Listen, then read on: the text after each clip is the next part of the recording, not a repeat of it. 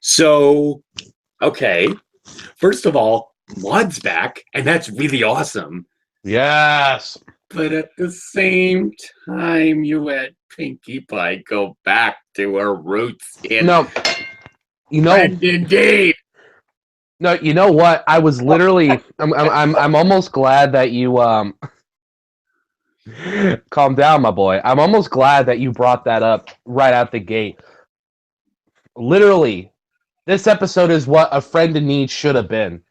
Like, it had the setup of A Friend in Need, and it had a similar story progression to No Second Prances, and Pinkie Pie learned her lesson, and it was this episode. I don't know if it was great, but it was pretty good. Also, apparently, Starlight Glimmer just has like all the wives now. She's now the new waifu stealer. Fuck, dude, I haven't seen this much. I haven't seen this much of magnet for ships since the last time I saw Amy Rose in the Sonic fandom. Yep. Oh my gosh, Dude, let me tell you something. Like, I saw people ragging on All Bottled Up because of the way the main six were characterized. Dude, all I can say is this: with Trixie, like, at the very least, a reoccurring secondary character. Maud's living in Ponyville, which I find kind of nice. Maud's living in Ponyville, and Discord's a semi-regular. Dude, this show in season 4, this show entered the realm of, okay, you really need to know the continuity of the show. This show is so into its continuity that regular passerbys may just kind of be like, "What the fuck?"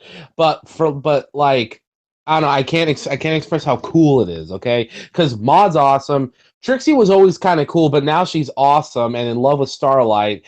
And as far as I'm concerned, Discord's awesome. Spike is being written well. And honestly, at this point, yeah, honestly, as far as I'm concerned, 6.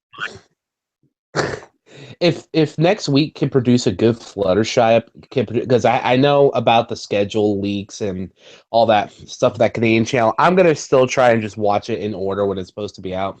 If they can do two things, one is produce that if next week's Fluttershy episode's good, and two, excuse me, if they can write the Cutie Mark Crusaders, good and make them interesting again without bringing in another character. At this point, I'm almost just like, dude, screw the main 6. Yeah, right. I mean, they've done so many good things. Like Slice of Life was actually really good, and I get that there are detractors from for the episode, but like looking at stuff like Amending Fences, it had Twilight in it, yes, but it focused more on Moondancer and some of the other main characters from the original, from the OP episode. Or the OG, yeah, I was gonna say. Yeah, from the OG episode. I mean, do it really well. And I'm hoping that they can keep it that way, I'm just gonna predict, if this show goes to 9 seasons, do you remember the train conductor from the Great Train Mystery episode? Oh, Mystery on the Friendship Express. Yeah, and Mystery on the Friendship Express, he's gonna get his own episode by like post movie. Oh, really? No, I don't know for sure. I'm saying awesome. I'm saying probably. But still, that'd be kind of awesome. Josh Coach's review, because Alex from Autark of Flame or whatever, at that point where they're talking about main con main, where he's just like, what do you call that one? Honey syrup. And it's like, you take time out of your day to think of dirty pony names. That's just funny. That dude's hilarious. Him with Josh Scorcher, that's a good combo. Well, I mean, they're really good friends, obviously from the top 10 countdown community. But anyways, oh yeah, Get on to this episode. Okay, So it so starts off. yeah, it starts off. Yeah, it starts off. Maud Go on. is graduating college, and I'm surprised the show didn't, try to slip in a Ronnie Dangerfield joke from that one movie of his. And it, I felt they played it for comedy, but I felt so bad for Maud. She's the only one getting graduating, and the only people there are her family watching her graduate, and and it's just the funniest thing. And she has her speech. It felt like it was written by Roger Waters with its simplicity. She's just like, I'm Maud. Pie. Goodbye. I'm just like, Maud, what are you doing to me? I love though that Pinkie's just like encore, encore.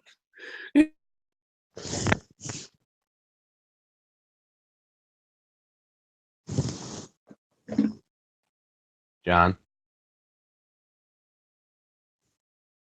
John, you there? Um, John? Did he go? Oh, great, his computer died. Okay, so, hi. Um, okay, so what should we call it? The graduation happens, and Limestone and Marble are there. I didn't expect them to even be this episode, let alone get speaking lines. I was a little like, oh, why can't they speak? But it's they have such distinctive personalities for given so little. Like obviously the color schemes, because this is a simple show at the end of the day. It's just its themes once in a while are kind of subtle and thought provoking. And I love that Marble is, just like Fluttershy but worse, and how Limestone is like just so annoyed with everything. Like you can just tell that even though there's four kids, that Limestone's totes the middle child is great. So from there, intro happens. So the big conflict of this episode is Pinkie Pie is wants to convince Maud to move to Ponyville because Maud's considering moving to Ponyville or Ghostly Chasm. I think I forgot. John's a lot better with remembering names than me, which is really stupid considering I just saw the episode like an hour ago. But so she brings her to Ponyville, and Maud throughout the day confesses that she all but says she wants a friend, which is interesting because, throughout previous episodes, it seemed pretty well established that Maud really, oh, and her name's Maudeline Daisy Pie. That's awesome.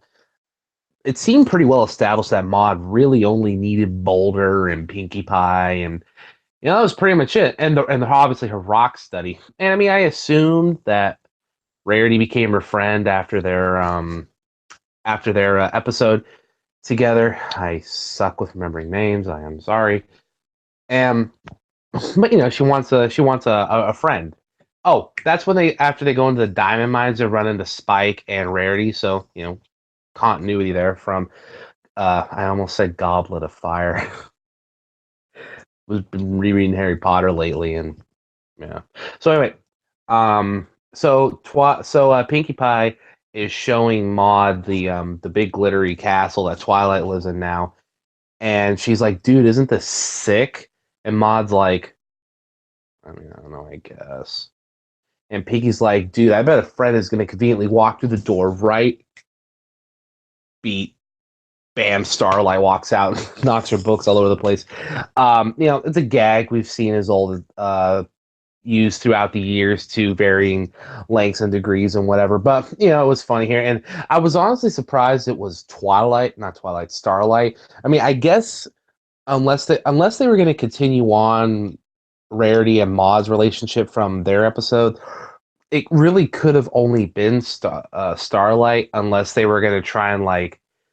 They could have gone her and Trixie, I guess. That would have been interesting. I mean, that wouldn't have made sense because why would Trixie be there? And it would have led to going to Starlight at some point, probably anyway.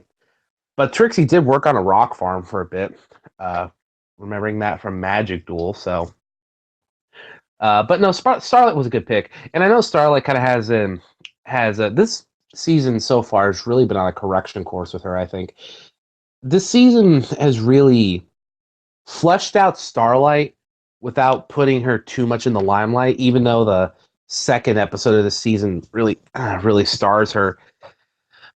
But well, half stars her and Trixie, and then the main six with their funny little side plot. The relationship between Starlight and Maud is I was gonna say funny. It's more an interesting one. I have my jokes about like OOTP and all that. I mean, if I'm being real with you, Starlight and Trixie, that's my shit.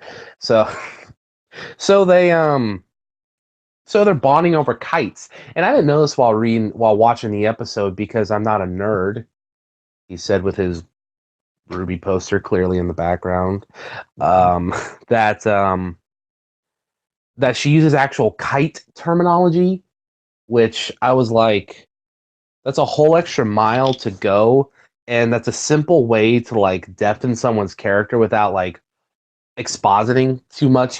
So I thought that was something really cool because it brings to mind like not a childhood innocence thing, but like a maybe a fascination from a younger age that stuck with her.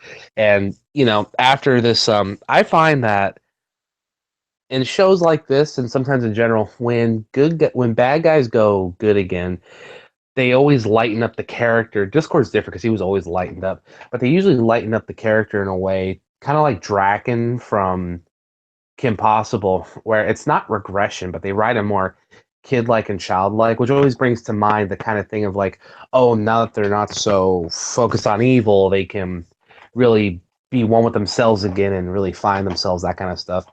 And considering Starlight's such a core element to the story of the show recently, that makes a lot of sense to me.